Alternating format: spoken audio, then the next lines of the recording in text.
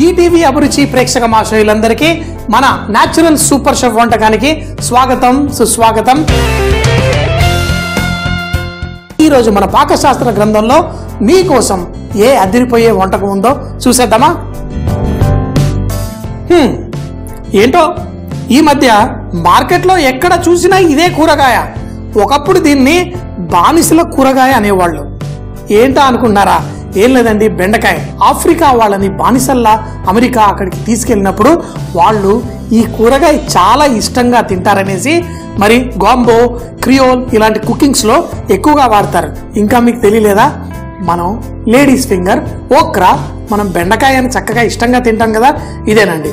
అయితే ఈరోజు మీకోసం మన తెలుగు వాళ్ళకి బాగా నచ్చేలా నార్త్ ఇండియన్ స్టైల్లో మన బెండి మసాలా, అందులో ఏంటి ఉల్లిపాయ, టమాటా వీటన్నిటిని వంటల్లో 2 సార్లు వాడచ్చు. ఒకసారి కట్ చేసేసి వేయించుకుంటూ చేయొచ్చు, తర్వాత పైన వేస్తూ ఉంటాం. ఇది మనం బెండి, దో ప్యాజా ఇలాంటి వాటర్లో చూస్తూ ఉంటాం. కానీ ఈరోజు నేను చేసే ఈ నార్త్ ఇండియన్ బెండి మసాలా అద్దరిపోతుంది.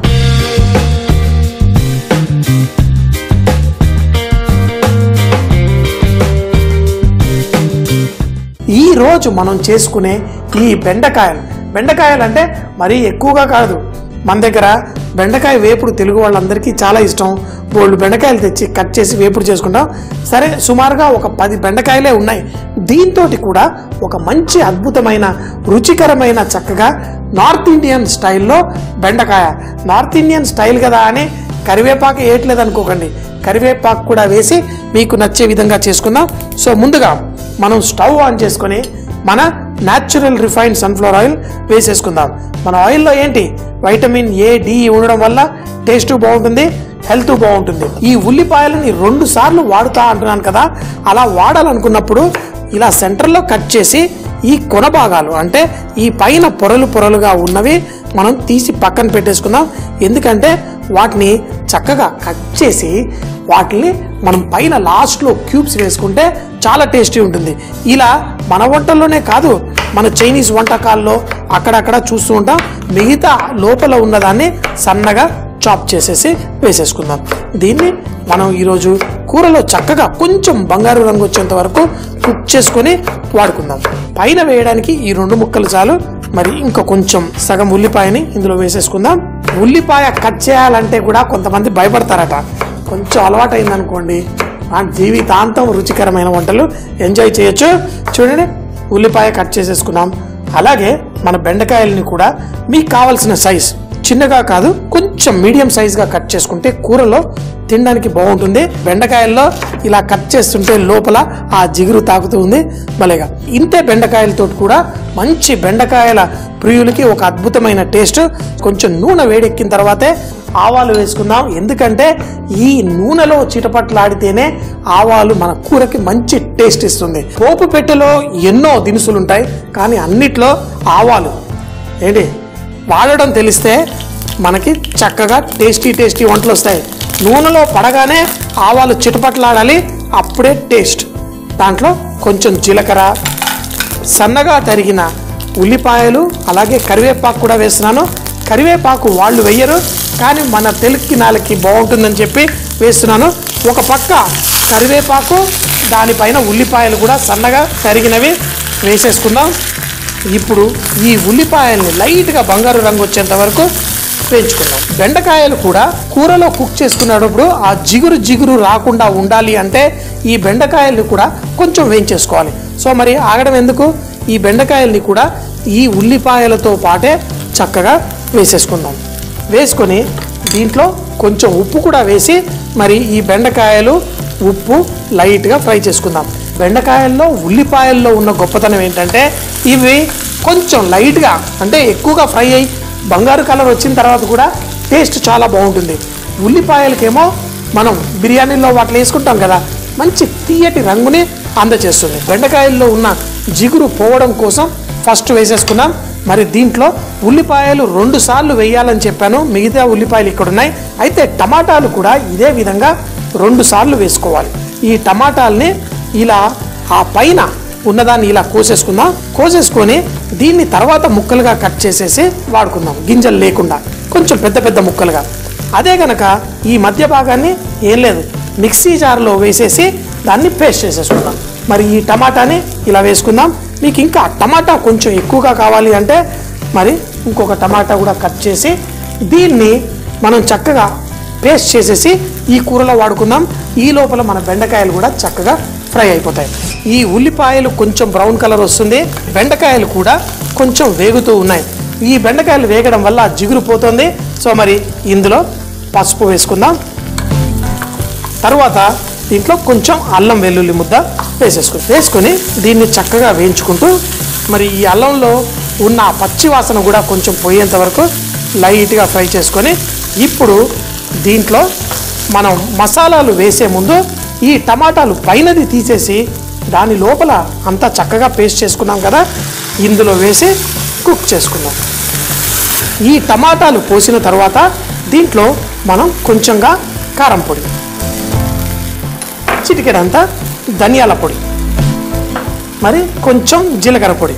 ఈ మూడు నా వంటల్లో ఎక్కువగా వాడుతూ ఉంటాను.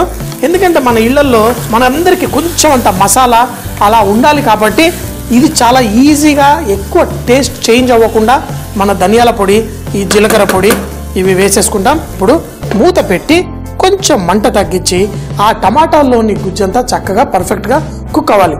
అప్పుడే దీనికి టేస్ట్ వస్తుంది. దీనిపైన ఆ గుజ్జుని మరింత టేస్టీగా ఒక మంచి కూరలా రొట్టెలతో తినే విధంగా, అన్నంతో తినే విధంగా కొంచెం అంత జీడిపప్పు పొడి కూడా నా దగ్గర ఉంది. మన తెలుగు వాళ్ళైతే ఎక్కువగా కూరలు చేసినప్పుడు కొబ్బరి గసగసాల పొడి లేకపోతే కొంచెం నువ్వుల పొడి వేసుకుంటారు. అక్కడ నార్త్ ఇండియాలో మేము హోటల్లో చేసేటప్పుడు ఇలా జీడిపప్పు పొడి వేసుకుంటాం. ఎందుకంటే జీడిపప్పు చాలా మంచి టేస్ట్ ఇస్తుంది. మరి వేసినట్టు కూడా ఎవరు గుర్తుపట్టలేరు. ఇప్పుడు టమాటాలు కట్ చేసిన విధంగానే ఈ ఉల్లిపాయలు కూడా కొంచెం పెద్ద ముక్కలు కట్ చేసేసుకున్నాను. ఈ టమాటా, ఉల్లిపాయలు, క్యాప్సికం కూడా వేయబోతున్నాను. ఈ క్యాప్సికం కూడా ఇలా మధ్యలో పోసేసి చక్కగా వాటి తొడిమ తీసేసి తర్వాత దీన్ని కూడా ఇందులో వేసి ఒక 2-3 నిమిషాలు కుక్ చేసేసి తింటే చాలా టేస్టీగా ఉంటుంది. ఈ టమాటా, ఈ బెండకాయలు చక్కగా కుక్ అవుతూ ఉన్న ఈ మసాలాలో బేండి మసాలా నార్త్ ఇండియన్ స్టైల్లో చక్కటి డిష్ రెడీ అయిపోతుంది. మరొక 4-5 నిమిషాల పాటు దీన్ని కొంచెం కుక్ చేసుకొని తర్వాత మనం కొంచెం అంత కొత్తిమీర లైట్గా చాప్ చేసేసి వేసేసుకుందాం. మన టమాటా గుజ్జు అంతా పర్ఫెక్ట్గా కుక్ అయిపోయి ఉంటుంది మంచిగా. అయితే దీంట్లో కొంచెం అంత గ్రేవీ లాగా మనకి ఆ గుజ్జు రావడం కోసం కొంచెం నీళ్లు కూడా పోసుకొని దాన్ని కలిపేసుకుందాం. ఇప్పుడు మనం ఈ దాని టేస్ట్ కూడా చెక్ చేద్దాం. ఇంకా కొంచెం ఉప్పు, అంటే మనం అనుకున్న దానికంటే చిటికెడు ఎక్కువ వేయాలి. ఎందుకంటే తర్వాత ఈ టమాటా, ఈ ఉల్లిపాయ అన్నీ వేసేస్తాం కదా, అందుకని చెప్పి కొంచెం వేసాను. ఇప్పుడు ఈ జీడిపప్పు పొడి మనం కొంచెంగా వేసుకుంటే మంచి గుజ్జు, మంచి టేస్ట్ వస్తుంది. ఆ పచ్చి వాసన ఏం లేకుండా అది వేసిన తర్వాత ముందుగా కట్ చేసుకున్న ఉల్లిపాయ, క్యాప్సికము, టమాటా అన్ని ముక్కలు దీంట్లో వేసేసుకుందాం. ఇప్పుడు రంగులు కళ్ళకి చూడడానికి చాలా మంచిగా పర్ఫెక్ట్గా కర్రీ రెడీ అయిపోతుంది. అయితే ఈ ఉల్లిపాయలు కూడా మరీ ఎక్కువగా కుక్ అవ్వకూడదు. మీరు కావాలంటే ఉల్లిపాయ, క్యాప్సికం ముందుగా వేసేసి లాస్ట్లో ఆ టమాటా వేసుకోవచ్చు. కానీ అన్నీ కలిపి వేసేసాను. ఇవన్నీ వేసిన తర్వాత మనం కొంచెం కొత్తిమీర కూడా వేసేద్దాం. దీన్ని కొంచెం తక్కువ మంటలో కావాలంటే మూత కూడా మనం ఇలా పెట్టేసి కుక్ చేసుకుందాం.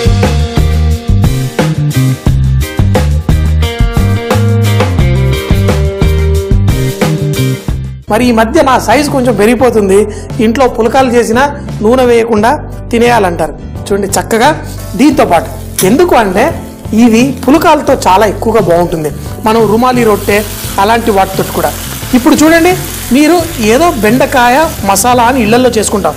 ఇందులో ఉల్లిపాయలతో పాటు వేయించినందుకు జిగురు లేకుండా కూడా పర్ఫెక్ట్గా వచ్చేసింది. అంతేకాకుండా చూడండి ఎంత లుక్కు, దాని రంగు, దాని టేస్ట్. టమాటాలు కూడా తర్వాత వేసినవి లైట్గా చితికినట్టు అవుతుంది. ఈ క్యాప్సికంలోని మంచి టేస్ట్, ఈ ఉల్లిపాయలు అంతా ఇంత కాదు ఎంత పర్ఫెక్ట్గా వచ్చేసిందో చూడండి. చూస్తుంటేనే భలే గుమగుమలాడుతూ మంచి టేస్ట్. వాళ్ళు బెండకాయ కూరను కూడా ఎంతో రుచిగా, ఎంతో టేస్టీగా వేపుడు ఎప్పుడు తింటూ ఉంటారు, ఇలా కూడా ట్రై చేయండి. చిన్నప్పుడు పొలంలో వెళ్ళేసి ఈ బెండకాయలు నాకు చాలా ఇష్టమని వెళ్ళి తెంపడానికి వెళ్తే అప్పుడు చెయ్యంతా దురదలు వేసింది. అప్పుడు తెలిసింది ఈ బెండకాయలు రుచి తినడానికి బాగుంటాయి, కానీ అవి కోసేటప్పుడు కొంచెం అంటే కరెక్ట్గా వాటికి, ఎందుకంటే సన్న ముళ్ళులా ఉంటాయి. అందుకే వేరే జంతువులు, ఆవులు, మేకలు ఈ బెండకాయ ఆకులు తినవు. సో మరి ఈ బెండకాయ టేస్టీగా రెడీ అయిపోయింది. ఎంజాయ్ చేస్తుందమ్మా. ఇందులో జిగురు ఉండదు, ఎందుకంటే బెండకాయలు ముందే చక్కగా వేయించేసుకున్నాం కదా. దాని తర్వాత అసలు అన్నం కంటే కూర ఎక్కువ తినేలా మంచి టేస్టీ ఉంటుంది. మర్చిపోవద్దు, కొంచెం అంత జీడిపప్పు పొడి ఇంట్లో పెట్టుకోండి. ఏదైనా కూర కొంచెం అంత మజా యాడ్ చేయాలి అనుకుంటే దాంట్లో కొంచెం జీడిపప్పు వేసేస్తే ఆ వంటకు ఒక మంచి కిక్కు, మంచి మజా వచ్చేస్తుంది. ఆహా, అంతా ఇంత రుచి కాదు, అద్భుతమైన రుచి. టమాటాలు, ఉల్లిపాయలు, క్యాప్సికము మంచి జ్యూసీగా కొంచెం మంచిగా తయారైంది. అందులో మనం వేసుకున్న బెండకాయకి మరింత రుచినిచ్చేసి అదిరిపోయే టేస్ట్ వచ్చేసింది. మరి ఇవన్నీ హోటల్లోనే కాదు, మన ఇళ్లల్లో కూడా మీరందరూ సూపర్ షెఫ్లా చేసేసుకోవచ్చు. కానీ ఎప్పుడు మర్చిపోకండి, మన వంటల్లో చెప్పే ఒక సూక్తి ఏంటి? Be rich in cooking. వంటల్లో శ్రీమంతులు అవ్వండి, అద్భుతమైన రుచులు చక్కగా చేసుకుని ఇంట్లో జీవితాన్ని ఆస్వాదించండి. ఆహా,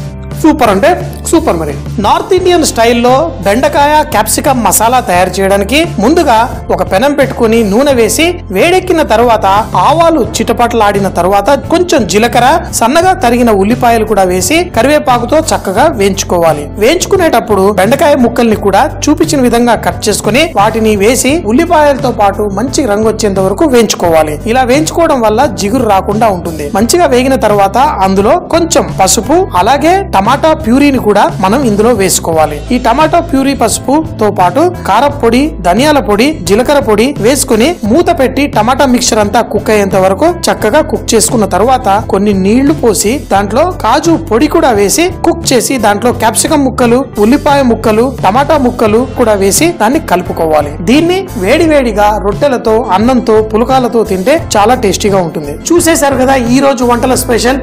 మళ్ళీ రేపు ఇదే టైం కలుద్దాం. అప్పటిదాకా సీ యూ, బై బాయ్. మన న్యాచురల్ సూపర్ షెఫ్ కాంటెస్ట్ లో శుక్రవారం నేను అడిగిన ప్రశ్నకి సరైన సమాధానం చెప్పిన విజేత, మేము అడిగిన ఈ ప్రశ్నకి సరైన సమాధానం పంపి లక్కీ డ్రాలో వండర్ చెఫ్ వారిచే బహుమతి పొందిన విజేత అన్నపూర్ణ, విజయవాడ, కృష్ణా జిల్లా. కంగ్రాచులేషన్స్ అన్నపూర్ణ గారు, మీకు అభిరుచి ఛానల్ తరపున మా అభినందనలు.